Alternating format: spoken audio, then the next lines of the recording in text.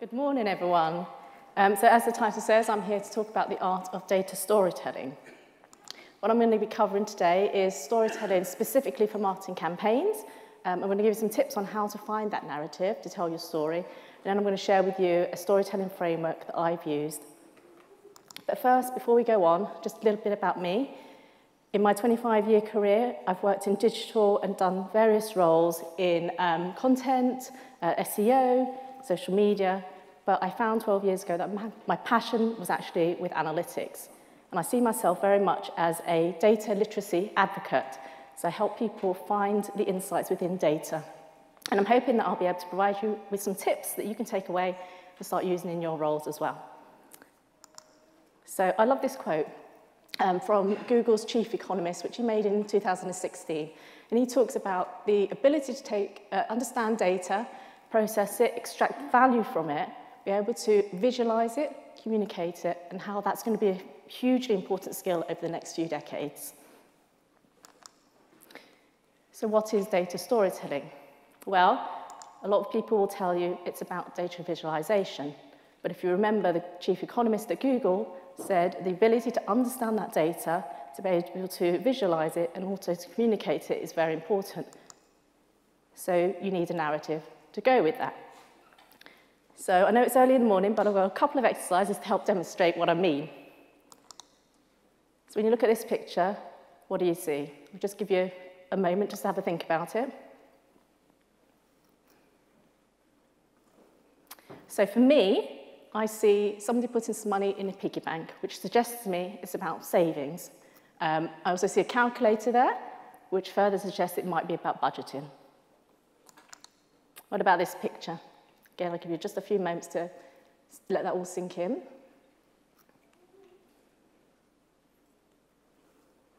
So for me, I see that this could possibly be a family. I don't know for sure. I'm not sure how the people are related. I can see there's food there. So are they sitting down to dinner or lunch? I see a guitar there as well. Is that significant to the story? The other thing is, what I don't know is this their house, or is it an Airbnb or some rental place? Now, when my daughter saw this picture, she came up with a completely different story to the one I had thought of. So what did we learn in those two little exercises? Firstly, there are clues in the visualization, the picture that you see. The same as when we look at data, when we look at charts and graphs, there are clues there as to what that story could be. We also learned that people interpret people interpret visuals very differently from one another. So you've got to bear that in mind. If you have just the visuals and no narrative, people will have different stories. The other thing is there might be external knowledge that you hold that can help tell that story. For example, you may know that that is definitely a family, and you may know that family. The other thing is, in that second picture, we saw that there were a lot of questions that were raised as well to be able to tell the right story. Now, my team often asks me, how do I find a story within the data? I'm looking at too much data. So I say, always start with the observations. Don't worry about the insights, just start with observations and think about what you can actually see that will help tell that story. Another tip I like to give them is to ask lots of questions. Think like a journalist. Journalists get the same facts, but they have to come up with an angle for their story, and they need to ask further questions to develop that story. You can also think like a child. If anybody has children, or has nieces or nephews, and know people have children, you know they ask a ton of questions. I know my daughter does. So you need to think like them. You need to be nosy, you need to be curious, and you need to be very inquisitive when you look at the data. You might be asking questions like, what's happened here? Why has it happened? So what? Should I care about the data that I'm seeing? Is my client or my stakeholder going to be caring about the information that I'm sharing with them? The other thing to think about is this data that I'm seeing, or this visualization, is that important or relevant? In that first picture, we saw, I don't know, how many people noticed that there were euros in that first picture? Some people. We're in the UK, we don't use euros. But is that piece of information relevant to that story you are telling? Also, in the second picture, there was a guitar. Now, the main focus was that, I'm assuming, a family, but we have that guitar. Is that guitar relevant to the telling of that story as well? So a couple more short exercises before we move on to storytelling framework. Show of hands as soon as you've got the answer. Okay. Try this one without calculator though. Show of hands when you've got the answer. Okay, time's up. I've only got 20 minutes. How many people at least attempted that? How many people gave up? Yeah, me. What I was trying to demonstrate there was this theory that a psychologist called Daniel Carman came up with. And it looks at how our brain behaves. So he says in system 1, which happens 98% of the time, our brain thinks very quickly. It's effortless and it's automatic. So things like, tying up your shoelaces, for example, or, going out for a walk somewhere, you don't even have to think about it, you just go and do it. System 2 thinking, however, 2% of the brain that's used is that slow, deliberate, rationale thinking. So, for example, in that exercise, you had to work out how you were going to work out the answer, and also a lot of you gave up, and that's what we don't want with the data that we're showing to people.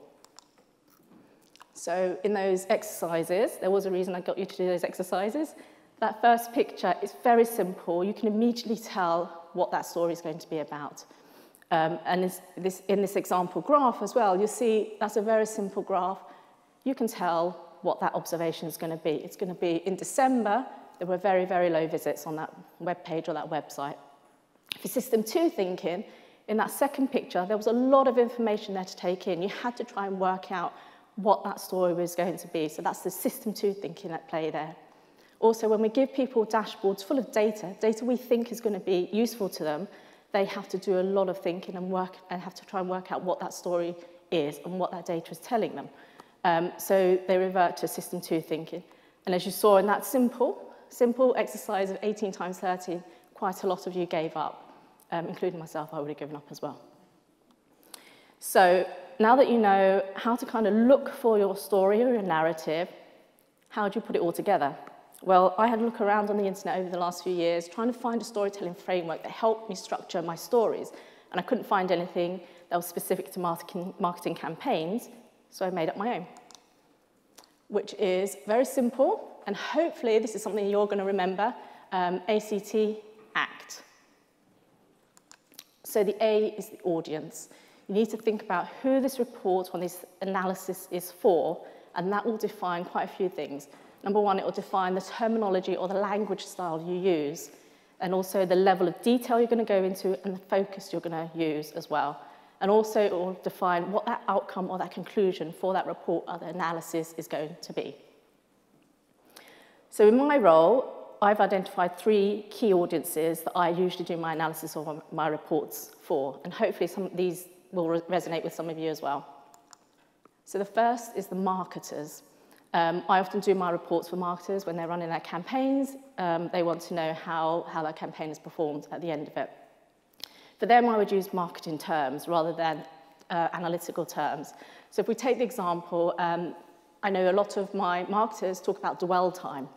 For those that work in analytics on your analytics tool, it's going to be average time on page or average time on site. And whenever I've used those terms with people, they've questioned what it actually means. So talk the same language as the marketers. If they use dwell time, use dwell time.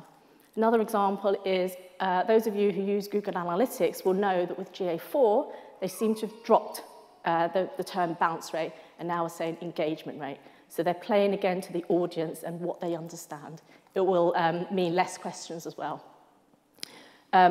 In those reports to the marketers, I tend to include some detail about how the campaign is done, but I try to avoid technical terms because you don't want to lose them. You don't want to switch them to the system 2 thinking. They also need, for their outcome, some recommendations of actions based on the campaign objectives. So it may be to improve for their next campaign. The next audience that I do my reports for are business leaders. So these are the people that maybe the marketers report into or run their campaigns for. With them, it's a mixture of marketing terms and business terms. So business terms such as pipeline instead of a marketing funnel, things that they will understand and they'll buy into. I'm likely to talk about a series of campaigns rather than one individual campaign, so you need to kind of adapt your story based on that. And they need something that they're going to be able to share with senior management as well. So bear that in mind. They need to be able to understand the story you're telling them so they can tell the story in their own way for senior management. And speaking about senior management, we're talking about the likes of the CFOs, the CEOs, the CMOs. They're going to be less concerned about the individual marketing campaigns, and they're also very business focused. So you're going to want to use business terms, bottom line rather than profits, for example. They're very time poor as well, so you need to have summaries rather than lots of detail. And they need to be short and they need to be snappy, and they need to be very business focused. The kind of questions they're going to be asking when as you show them the report or you run through that report with them is, what's the value of marketing? Why should we actually invest more money in these marketing campaigns? Because often marketing is seen as a cost rather than revenue generating. And if you work for an agency, it's going to be a mixture of those three, more likely the first two. So you're going to want to use a mixture of marketing terms and business terms, and you need to probably adapt them based on your client as well. So listen out for the kind of terms they are using. They need to know that they are actually getting value for money because they're spending money outside of the company, and the outcome often depends on the brief that you're given. So C is the context, and this is all about setting up the report, setting up the scene so that people know what to expect in that report. When I create reports based on campaign performance, I think about putting it, I have a page where I set the scene of what the report is going to be about, what the focus is about, so then they know what's coming up. So you can think of this as like a blurb on the back of a book. People read the blurb on the back of the book to decide whether or not they want to buy the book or to read on, and this is very similar to that. Campaign objectives are a great place to start, and that's often where I start when I'm setting the scene of what that report is going to be about and where I'm going to focus my analysis. The T stands for theme, and this is something you can think of as genres within books. So you'll all understand within books you have a certain genre. You've got horror, you've got sci-fi, you've got various other things. If you think as an example, James Bond, you know it's going to be about a spy and getting up to adventure, saving the world, etc., etc. If, however, halfway through you switch to it being a horror movie or a sci-fi, the audience are going to feel cheated and they're going to think, well, what's going on? And they're also going to be confused. So you don't want that to happen in your reports as well. So pick a main theme, stay focused on that, and don't switch halfway through. There may be subplots, but that's fine. Make sure that you do have a main theme, though. So in my role, I've come up with about 6 main themes that I kind of focus on. There may be more. I'd love to hear it if you have more as well as I go through these. So the first one is the most common. It's about success. It shows the success of your campaign. And that's where you use KPIs and you tell the story about the campaign's success or not, perhaps, in a positive way. The other one is around comparisons, and it's not talking about necessarily the success of one campaign, but it's comparing one campaign to another to then set some benchmarks. The next two are very similar, but I think they're still quite distinctive. So optimization, so maybe CRO, conversion rate optimization, it's about understanding what worked well and what didn't work well, so you can make your campaign even better to improve it during the campaign while it's running. The test and learn is where you set up a test to test a hypothesis or a theory and to use that data to understand what did work and what didn't work for that hypothesis. And then the last two are very closely linked again, but again, they are quite distinctive as well. So you've got your user behavior, and that's not just for website pages, also looking at social media as well, looking at the behavior of your audience, and that helps to inform user experience and maybe how you might move your content. You might change things around to improve your campaign. Second one, user journeys, looks about the journey, either through your website or from one channel to another. And understanding how your users move around or navigate your website or through other channels to your website will give you a lot of insights into how you go to market and how you reach that audience. So, to summarize, remember data visualization alone isn't enough. You need that story because as we saw in those exercises, people interpret data and visualizations differently, even the most simplest. They come up with different versions of the story, and you want to lead that narrative. The second thing to remember is people's brains work quite differently, and 98% of the time they use a system one thinking where they don't need to really think about what they're doing, they just do it automatically. The other 2% is where their brain has to work much harder, and often people give up, and that's not what you want them to do when you're showing them their data or trying to tell them the story. The final thing is this ACT framework that I came up with, which I'd love you all to try, see if it works for you guys, but it's very simple, and this is how I construct my reports to keep it nice and simple and very focused. So number one, remember your audience. That determines how, the terminology you use, the kind of level of detail you go into, and then also what kind of outcome or conclusion that report will produce at the very end. The context is all about setting the scene so that you're not disappointing your audience and also giving them a focus as well.